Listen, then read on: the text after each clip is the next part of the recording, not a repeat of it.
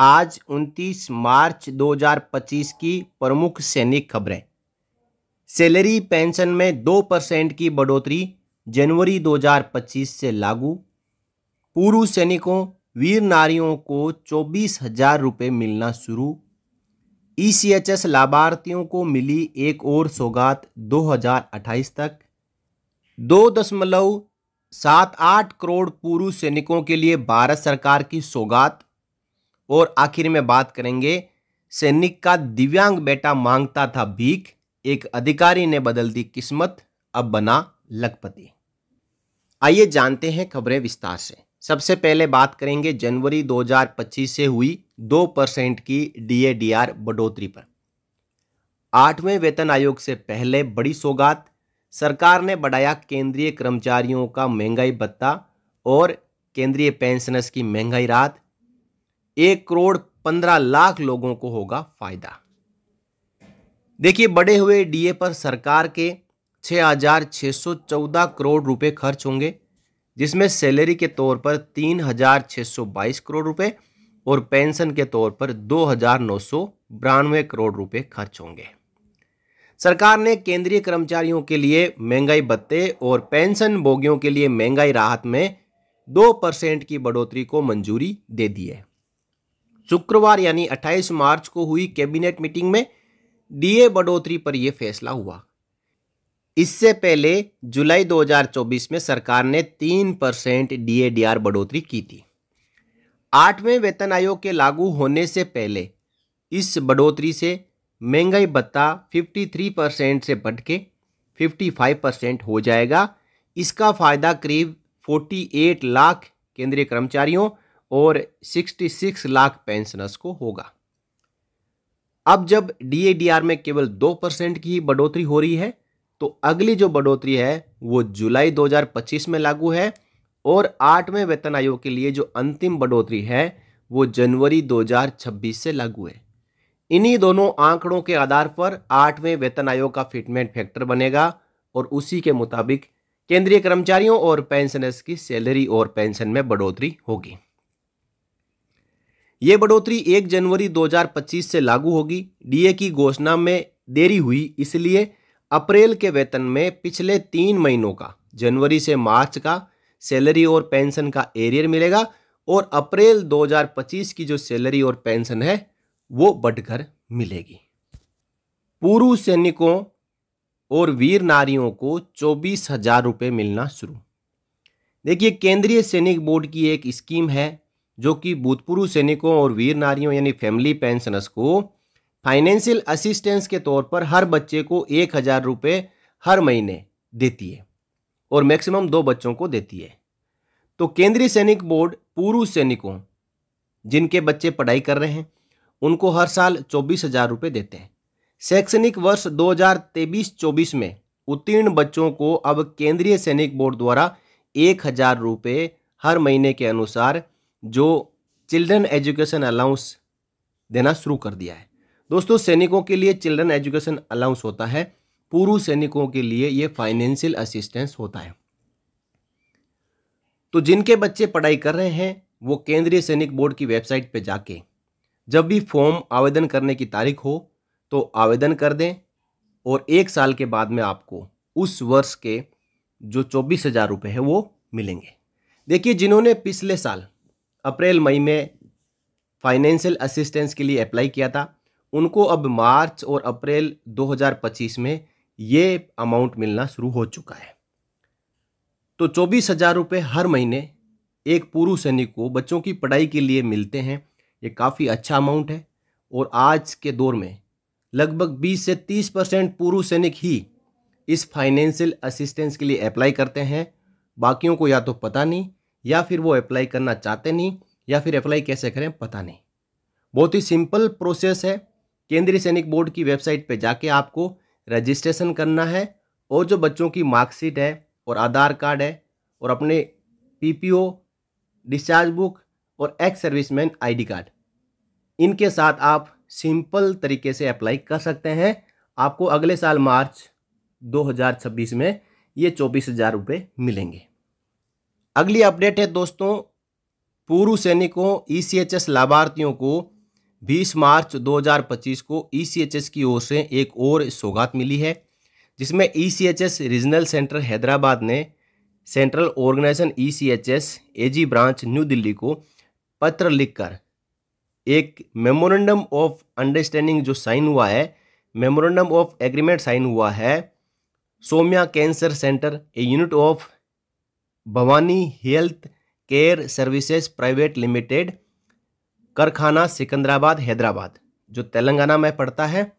Memorandum of agreement sign किया गया है और ये सौम्या कैंसर इंस्टीट्यूट है, यानी जहाँ पे कैंसर का इलाज होता है।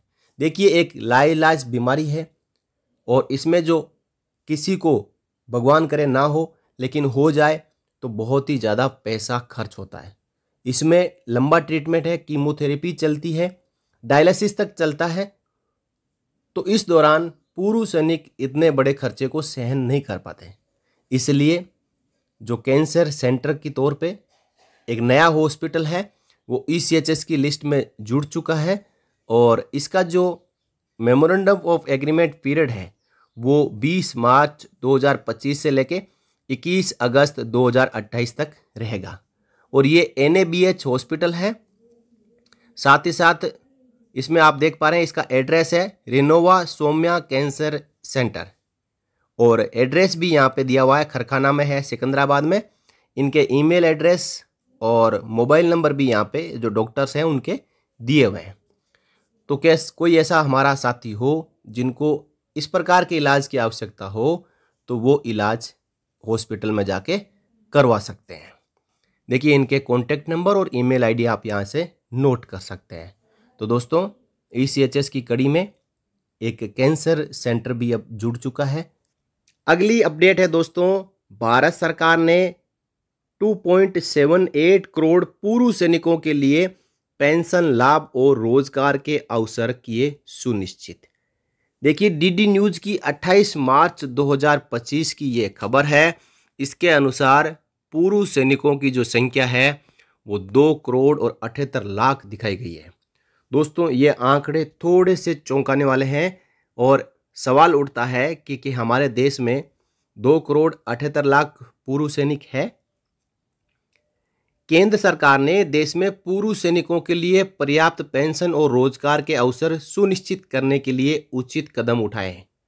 भूतपूर्व सैनिकों की मांग के आधार पर सरकारी संगठनों, सार्वजनिक क्षेत्र के उपक्रमों, कॉरपोरेट घरानों, निजी क्षेत्र, केंद्रीय असैनिक बलों आदि में भूतपूर्व सैनिकों को नौकरी के अवसर प्रदान करने के लिए सरकार द्वारा विभिन्न पुनर्वास एवं कौशल विकास प्रशिक्षण पाठ्यक्रम, रोजगार और स्वरोजगार योजनाएं भी संचालित की जा रही है।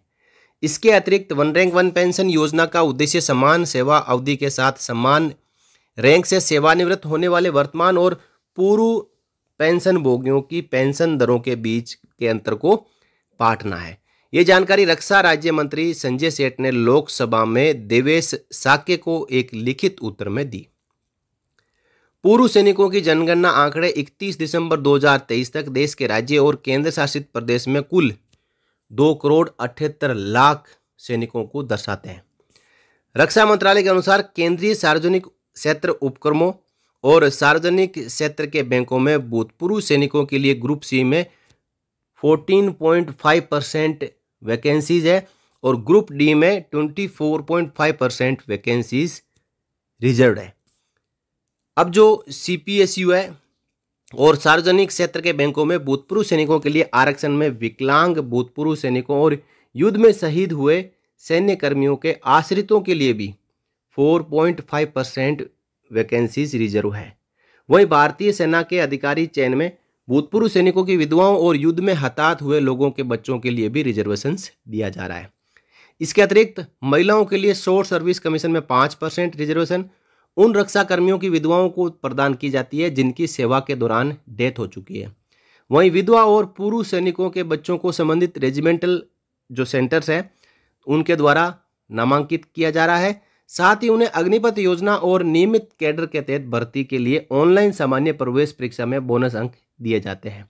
सैन्य सेवा के कारण सेवा में जो शहीद हुए सैनिक हैं विशेष पारिवारिक पेंशन और स्पेशल फैमिली पेंशन और लिबरलाइज फैमिली पेंशन सैंक्शन की जाती है। इसके अतिरिक्त अनुग्रह राशि और ग्रेच्युटी भी स्वीकृत की गई है। दोस्तों ये सब कुछ चर्चा लोकसभा में हुई है, जिसके बारे में डीडी न्यूज़ ने अपडेट जारी किया है और यहाँ पे कहा है कि उनके लिए कितनी कितनी वैकेंसीज रिजर्व है और किस प्रकार जो विडोज है, जो पूर्व सैनिक है, उनको सरकार सहायता करती है। और दोस्तों एक मोटिवेशनल स्टोरी पे बात करेंगे। सैनिक का दिव्यांग बेटा मांगता था भीख, एक अधिकारी ने बदल दी किस्मत, बना लखपति। दोस्तों खबर और ये पूरा किस्सा ट्रेन में शुरू हुआ। किस्मत कब बदल जाए कोई नहीं जानता। कुछ ऐसा ही हुआ बिहार के बक्सर जिले के ठेदुआ निवासी दिव्यांग कमलेश चौबे के साथ। सैनिक के बेटे कमलेश, जो 7 साल से ट्रेन में भीख मांगकर गुजारा कर रहे थे, उनकी जिंदगी उस समय बदल गई जब उनकी मुलाकात रक्षा लेखा प्रदान नियंत्रक यानी पीसीडीए पेंशन के वेलफेयर अधिकारी मनोज कुमार सिंह से हुई। ये पीसीडीए के अधिकारी ट्रेन में सफर कर रहे थे और उसी समय एक बच्चा भीख मांगने के लिए आता है। तो भीख मांगने जब बच्चा आता है तो कहीं इनके बीच में विचार विमर्श होता है, बातचीत होती है, तो पता चलता है कि जो बच्चा भीख मांग रहा है वो एक पूर्व सैनिक का बच्चा है। कमलेश के पिता दीनानाथ सेना में नायक पद से 1989 में सेवानिवृत्त हुए और 1990 में डीएसी में भर्ती हुए। सन 2000 में सेवानिवृत्त होने के बाद परिवार के हालात बिगड़ने लगे। दीनानाथ के 2 बेटे हैं, जिनमें से बड़ा बेटा कमलेश जन्म से ही दिव्यांग है। कमलेश की शादी 2006 में कर दी गई, लेकिन 2009 में मां और 2014 में पिता का निधन हो गया। छोटे भाई ने खर्च देना बंद कर दिया, जिससे मजबूर होकर कमलेश ने ट्रेन में भीख मांगना शुरू कर दिया। दोस्तों ये कमलेश है, दिव्यांग है और पूर्व सैनिक का बेटा है। अब 2023 में पटना बक्सर ट्रेन में कमलेश की मुलाकात मनोज कुमार सिंह से हुई, जो पीसीडीए के अधिकारी हैं। उनसे मुलाकात हुई। जब मनोज ने सुना कि एक सैनिक का दिव्यांग बेटा भीख मांग रहा है, तो इन्होंने इसकी गहराई से पड़ताल की। साक्ष्य जुटाने और तमाम कागजी कार्रवाई के बाद कमलेश की पेंशन मंजूर कराई। दोस्तों दिव्यांग बेटे को पेंशन मिलती है अपने पिता के न रहते हुए।